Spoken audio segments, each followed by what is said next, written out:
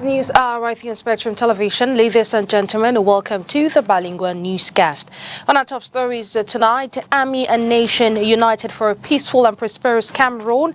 Will President Paul Biya preside over the 53rd National Unity Day Parade in Cameroon's political capital. Highlight of today's activities comes up in tonight's news, where we will visit, obviously, the political capital as well as the economic capital to see how these celebrations went on. The stories and many more will be detailed out tonight. Ladies and gentlemen, welcome. Well, the news opens in the French language with you, Léla Renganzeux. Good evening. Bonsoir à vous, la Donnette Ondessa. Joyeuse fête de l'unité, très chers Camerounais. 53e édition de la fête nationale. Le président de la République du Cameroun, son Excellence Paul Biya, a présidé la grande parade de circonstances à la place des fêtes de Yaoundé. Le défilé militaire a connu la participation des différents corps de l'armée camerounaise. L'on a également vécu un défilé civil constitué des écoles, des organisations civiles et bien sûr des partis politique.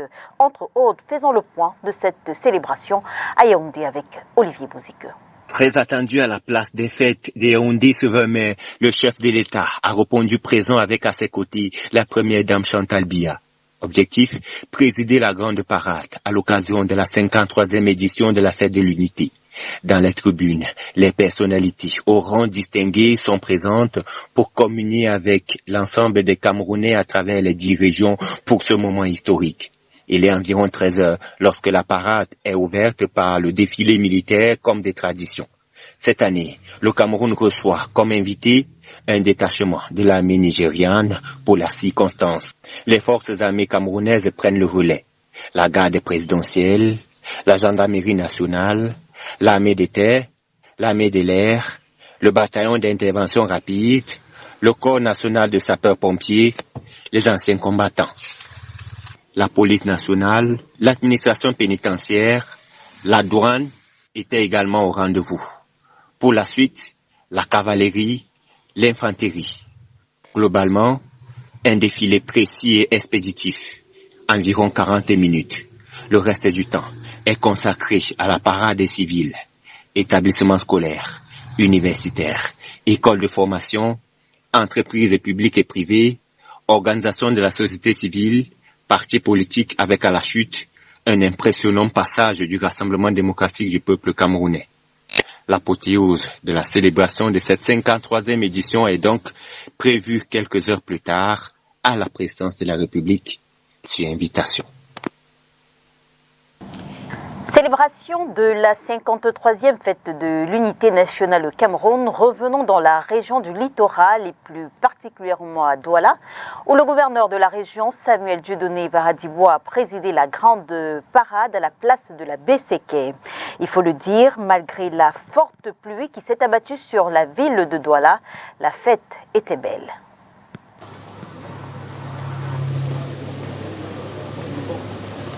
« 53e édition de la fête de l'unité nationale, Douala, dans l'unité armée-nation. Organisée à la place de la BCK, la grande parade était présidée par le gouverneur de la région du littoral, Samuel Dieudonné Varadibois, revêtu pour l'occasion de tous ses attributs. D'ailleurs, ce dernier ne manquera pas de réitérer le message de paix du chef de l'État.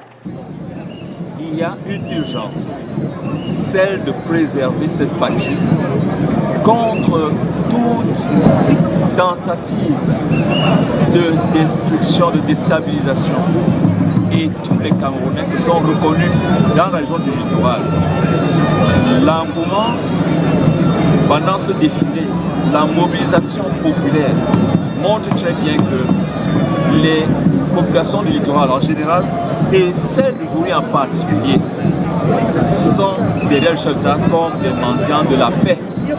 Parce qu'à Douala, nous avons beaucoup de paniers d'œufs. Personne n'est prêt à laisser écraser ses œufs. Le premier passage est celui des forces de l'ordre. Armée de l'air, armée de terre, armée marine, sous le regard vigilant des autorités administratives, mais aussi des autorités traditionnelles et religieuses invitées pour l'occasion. traditional sky blue uniform, and the squad is headed by Captain Bien Dabiaka, who is in charge of... Deuxième passage, le défilé civil.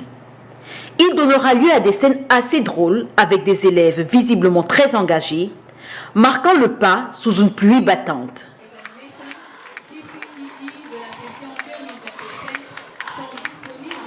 Et que la phase d'interview se déroulera le vendredi 23 mai 2025 dans les différents lycées de collège choisis par les candidats. Le défilé civil se termine avec les partis politiques, notamment le Rassemblement démocratique du peuple camerounais qui clôt la marche. Comme à Yaoundé, ne sont autorisés à défiler que les partis politiques représentés dans les institutions telles l'Assemblée nationale, le Sénat, les mairies ou encore les conseils régionaux. Pour le Corée.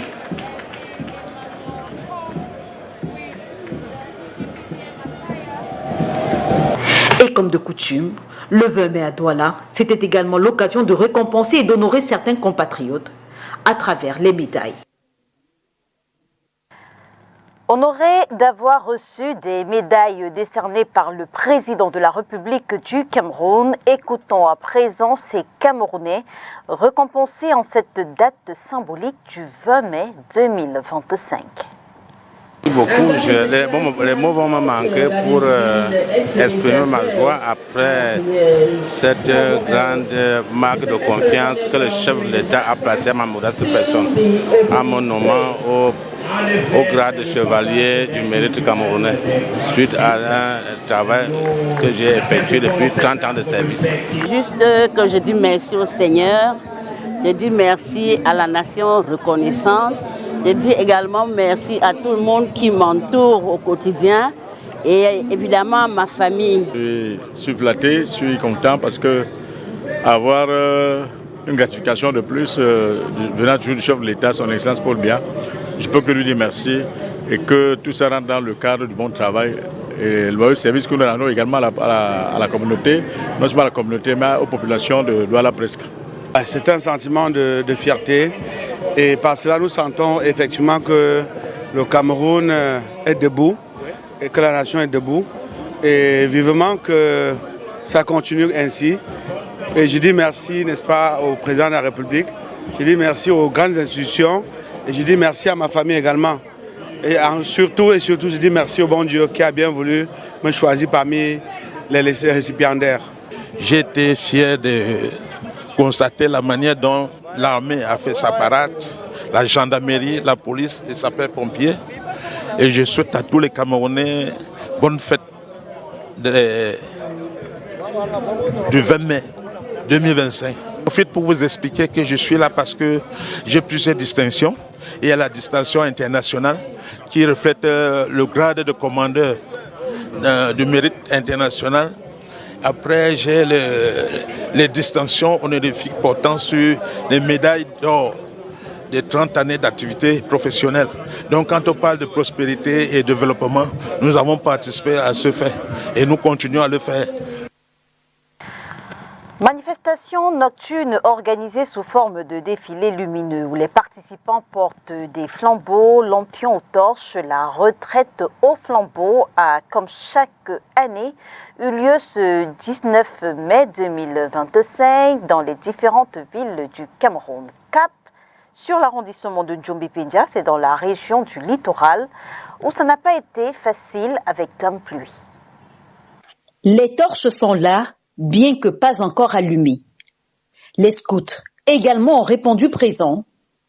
Malheureusement, un invité surprise, bien que pas convié, a tenu à se joindre à la manifestation. Et sa présence a un peu compliqué les choses. J'ai nommé Dame Pluie. Nous sommes le 19 mai dans l'arrondissement de Djombe-Pendia et plus particulièrement dans la ville de Pendia.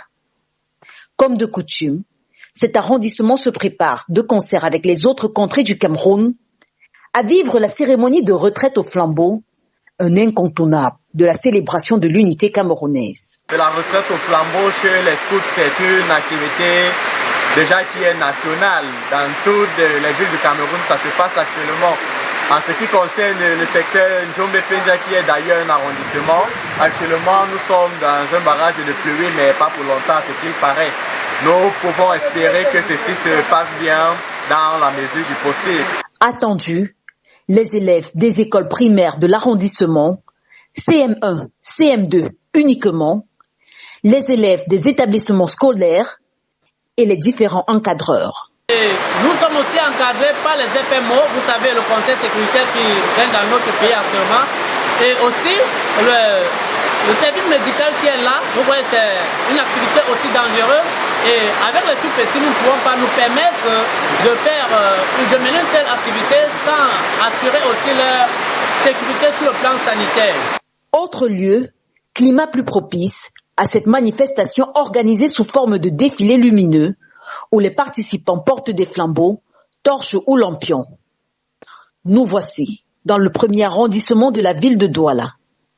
Ainsi, la célébration patriotique organisée à la veille de la fête nationale se déroule sans anicroche. D'ailleurs, c'est une jeunesse enthousiaste qui honore le rendez-vous. Cameroon National Day, celebrated every 20th May, marks a pivotal moment in the country's history.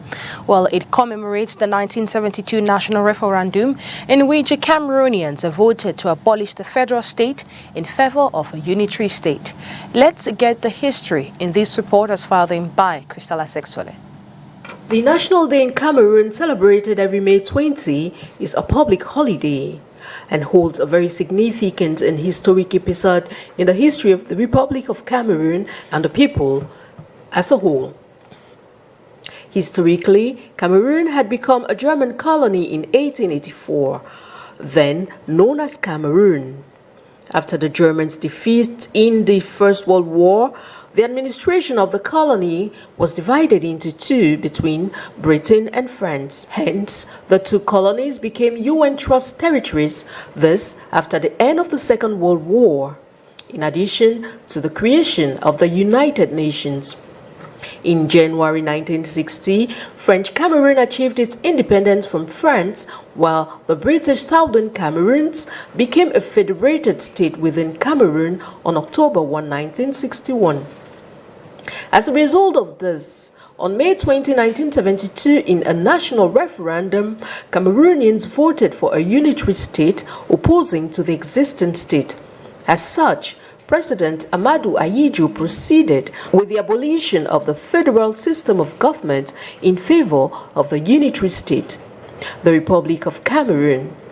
From this day in 1972 onward, this day has remained historic in the history of Cameroon, as this union brought together people from diverse linguistic, ethnic, as well as cultural background. Celebrated across all over the national territory, the 20th May celebration is always characterized by colorful march pasts of both military and civilians, with speeches delivered by the different personalities who had this event. In Yaoundé, political capital of Cameroon, the President of the Republic presides over this event. In the region's headquarters, the governors who represent the state. However, it should be noted that this day, as symbolic and historic as it is, holds an immense cultural significance for the people of Cameroon, as in this union, people from diverse linguistic, ethnic, as well as cultural background are called to live together in peace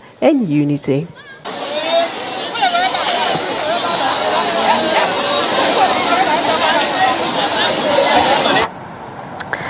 20 mai 2025, quel regard portez-vous sur l'unité nationale? Olivier Billet, homme politique camerounais, fait une analyse de notre unité, son évolution depuis 53 ans, mais aussi et surtout les facteurs qui ralentissent notre marche vers cet idéal.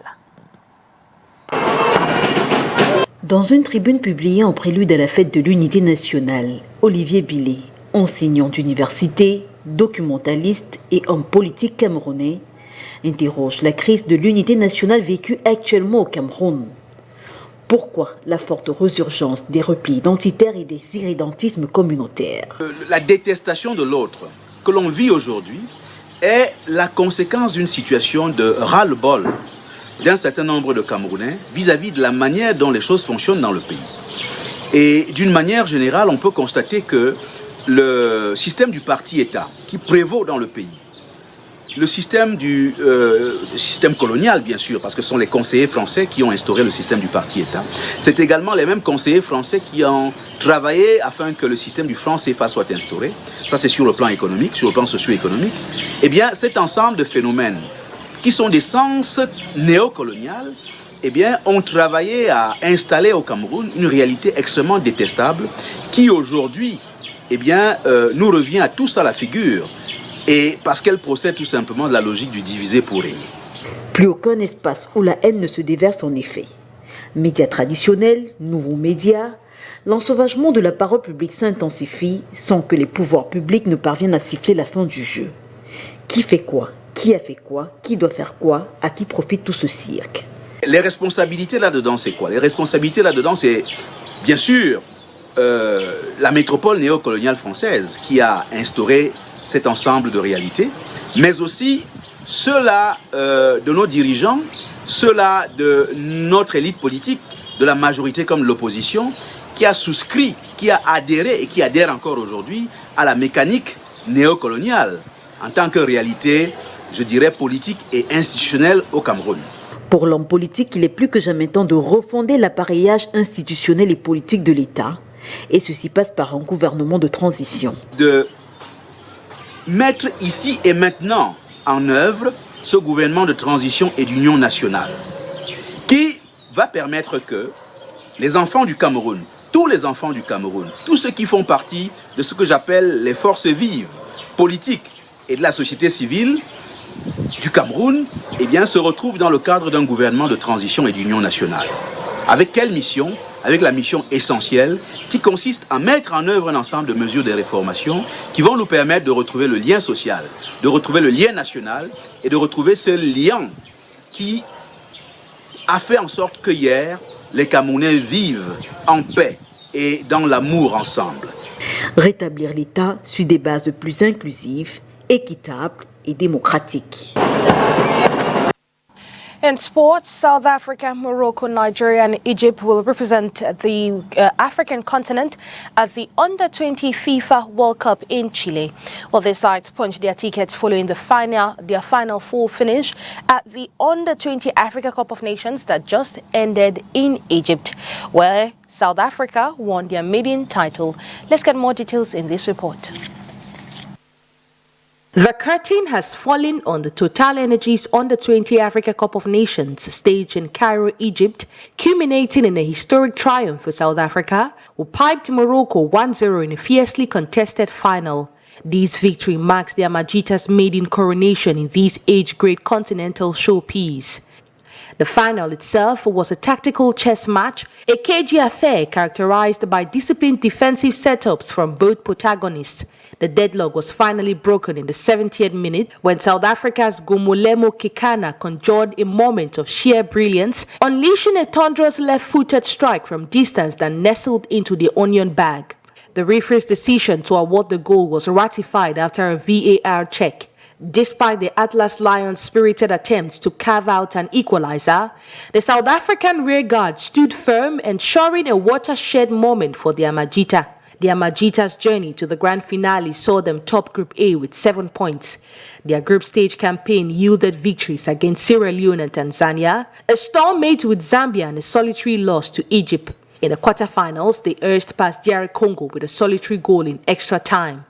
Their semi-final showdown saw them overcome Nigeria 1-0, with Thylon Smith bagging the decisive strike. The Atlas Lions en route to the final lorded over Group B with 7 points, ahead of Nigeria, Tunisia and Kenya, registering wins against Kenya and Tunisia and drawing with Nigeria. Their quarter-final passage was secured via a 1-0 extra-time victory over debutants Sierra Leone, courtesy of an own goal.